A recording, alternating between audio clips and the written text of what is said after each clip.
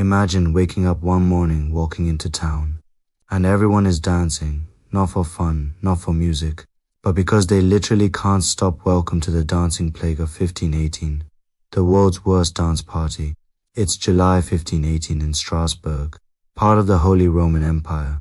It's hot, people are stressed. Famine is hitting the region hard. Life is rough. And suddenly, one woman named Frau Troffea walks into the street and just starts dancing. No music, no festival. Just pure, unstoppable dancing. At first, everyone probably thought, okay, she stopped in a minute. She does not stop. She dances for hours, then for days. Within a week, 34 other people have joined her. By August, the number hits 400, and remember, they didn't want to dance. Their bodies were just glitching. They were exhausted, confused, and terrified. So the local officials gathered to discuss this bizarre crisis. The town's doctors, relying on the best medieval medicine, confidently diagnosed the problem as overheated blood. So what's their brilliant solution to cure a plague of involuntary dancing? They decide to add more dancing. You heard that. They hire musicians to play upbeat tunes. They build a giant wooden stage in the middle of the town square. They clear out guild halls to make more room. Their official policy was, let them dance it out. They treated it like some kind of medieval therapy session, believing that if the afflicted just danced day and night, they'd eventually burn off the fever and be cured. Shockingly, forcing exhausted, starving people who are already dancing against their will to dance even harder doesn't cure them. People start collapsing from sheer exhaustion, dehydration, strokes, and heart attacks. It was a disaster.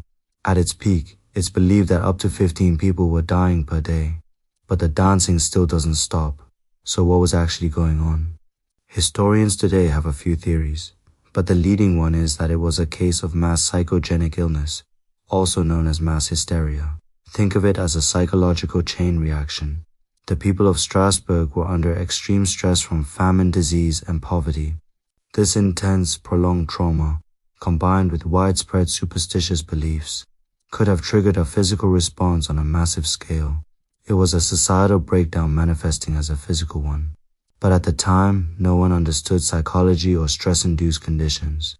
When things got completely out of control and their dance more plan was clearly a deadly failure, the officials finally abandoned it, their new plan, religion. They rounded up the remaining dancers and sent them on a pilgrimage to a shrine dedicated to Saint Vitus, who happened to be the patron saint of dancing.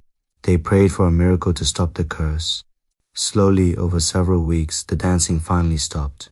The town tried its best to forget the whole bizarre and tragic episode ever happened.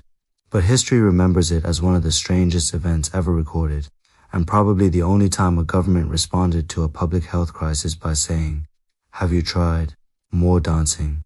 And that's the dancing plague of 1518, the deadliest dance marathon in history. Thanks for watching. Subscribe for more episodes of History's Dumbest Decisions.